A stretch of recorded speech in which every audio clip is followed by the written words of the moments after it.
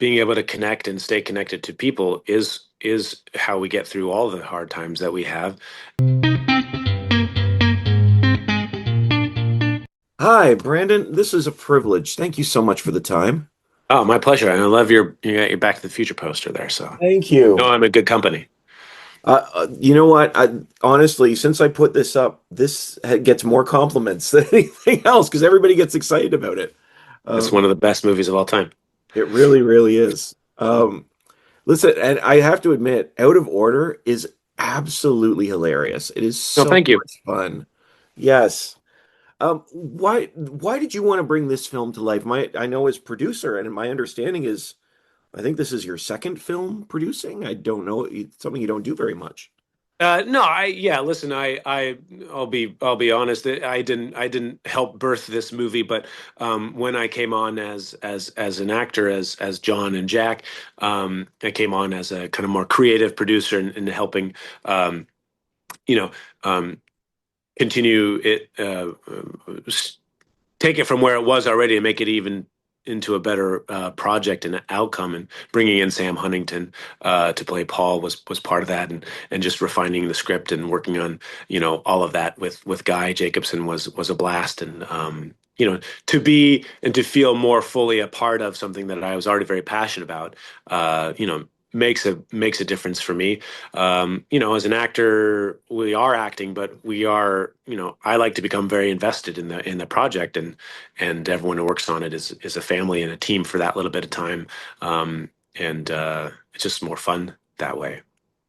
Well, it seemed like everybody on this film was having a blast, and it is one of those ones where, as a viewer, you're enjoying the ride as well. Good. And I know you said bringing Sam on, and I actually it was funny. I thought the two of you have seem to have the best chemistry, and I mean that as a compliment to Thank everybody. you. Certainly, you. Yeah. Well, we go way back, Yeah. from Superman Returns to Dylan Dog. It's a third film together, and I just felt from my first reading of it, probably less than halfway through the script, I'm kind of constantly like picturing like who is the energy, who is this person, who would this be, and I just Sam jumped out, first and only thought in my mind, because I just knew that we could have a nice counterpoint to each other, and this movie was, if done right, was require me to be kind of big and really trust and lean into high stakes, and having a scene partner like Sam, and friend who I knew I could trust, who would tell me if I was too much, and rein me in, or would just go with me, was really important to my ability to feel, I think, safe enough and vulnerable enough to bring John to life. So it was huge to have him, and he's incredibly funny and important in the movie. Well, I mean, you can tell there's wonderful rapport between you both, and of course, I mean, you certainly have experience playing characters with double lives. Let's put that Right. there. But was there a character, John or Jack, that you really enjoyed playing more? Because I know they're the same person, but they're such different characters. Yeah. Yeah, I mean, I really, both really, but it was a lot of fun to step into the Jack voice and machismo, and just over the top um, character that John thinks Jack would be, um, was quite a lot of fun. Uh, but there's so many moments where John is, physically, what is the physical comedy bits, and or the confusing phone call between John and Jack that happens in the kind of the middle of the movie. That was just rife with a lot of like little bits of improv between the two characters and how they handle the thing, and fun to balance both of those. And really, it was the freneticness and the high stakes involved in having to keep both of those characters alive and active, which appealed to me. So they kind of go hand in hand. Yeah. Honestly, the phone call's hilarious, or the scene where you're sitting, trying to it be in court, sitting at the wrong table and all that stuff. It was great, great physical comedy, so funny. Thanks, thank you, thank you. Yeah, there's the in and out of the courtroom. I was just trying a bunch of different things, and I'd get excited, like, oh, let's see if this works. you know, and falling out of the chair, dropping the papers, or just silly, stupid stuff that amused me. And then I'd see if anybody do it, and if anybody laughed, then I knew it was okay. If not, I'd just try something else. The bathroom stuff, going in and out of the bathroom, and I choreographed a bunch of bits with the lovely of the guys who kind of I had to pass through on the way back and forth. Anyway, if you see the movie, you'll know what I mean. Yeah, People who are listening to this. it's so much fun. And John is such a great character. He's there's such an innocence about him, but he's always being told he needs to grow up. Yeah. And I wondered in your mind, what do you think John needs to do to grow up, or does he at all? Oh, he does. Yeah, I think John's journey is taking more responsibility for his life and the position that he's in. I think he feels kind of disempowered in his current position, and because he's kind of a people pleaser, he puts himself on that back burner. And when we do that, we kind of become a little bit of a martyr and a victim in a way. I think that's what I found in my own life. And so I think Jack actually helps him take initiative and take action and take more responsibility for his choices, and see that he's the only one keeping himself down.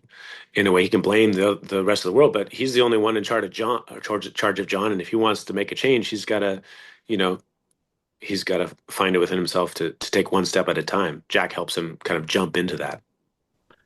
Yeah, absolutely. And I wanted to ask this too. This was a line in the film that I thought would caught my attention.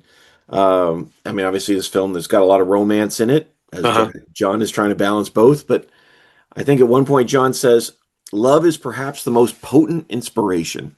Oh, Just wondered what you thought of that. yeah. That's at the climax of the movie, and I think that's true. I mean, look, he first he thought he loved Lisa O, which he did in some way, and she was a reason for him to make a change. But it really wasn't until meeting Sue that he understood that he didn't have to play at anybody anymore. He could stand in his own right. And I think the fact that Sue loved him for who John was and um,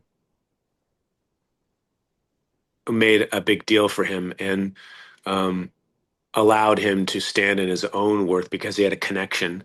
And I think connection to people is really important, whether it's romantic love or just human to human love. Um, Being able to connect and stay connected to people is how we get through all the hard times that we have, and does inspire us to do good and better things. So um, it is the ultimate connectors for humans. So it is pretty potent. We just don't. It's hard to find it and to keep it and to stay in it and to understand it. Yeah, absolutely, absolutely. I know we're running out of time, Brandon, but I was just wondering how or what you would hope people take away from Out of Order. Oh, some joy, some levity, some not taking themselves too seriously every once in a while, and I don't know, maybe to take a chance on something that's been scaring you for a while, and see that maybe you're stronger than you think you are, um, and you don't have to step too far outside yourself and become a different person to do that. You just have to know that it's possible. Make small changes. As we see in this, becoming a different person has is way too complicated. So Yeah, you got all these lies and this wig. You can't care. I mean, that's got to change clothes all the time. It's a lot. it's it's a lot of work. It's too much. Be true to yourself. Don't lie so much. Brandon, honestly, thank you so much for the time. The film is great. Congratulations on Chelsea Film Festival, Thank and you. I wish you the best. Thank you so much. Appreciate you. Thanks for helping us get the word out. Absolutely. Have a great day. Thank you. Thanks.